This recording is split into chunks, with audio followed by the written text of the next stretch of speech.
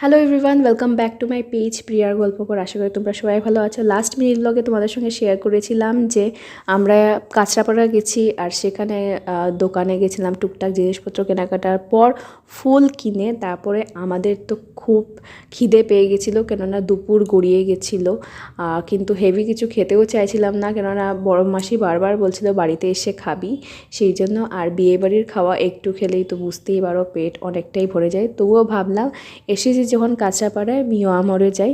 মিয়ামরি একটা বড় ব্র্যান্ড, তোমরা জানো কেক পেস্ট্রি সব কিছুই পাওয়া যায়। আগে প্রথমে কেকই পাওয়া যেত, আস্তে আস্তে এটা মানে এক্সপান্ড হয়েছে। তো মিয়ামরে সব জায়গায় থাকে, সব মানে জায়গায় জায়গায় আছে, একটা বড় ব্র্যান্ড হয়ে গেছে। আর মিয়ামরের কেক খুব টেস্ট হয়, সবাই জানে। তো যাই হোক, সেই দিন ছিল 8th ফেব্রুয়ারি, ভ্যালেন্টাইন উইক ফুল দমে শুরু হয়ে গেছে। মিয়ামরিতে ঢোকার পরে পুরো ভ্যালেন্টাইন সিন লাগছিল।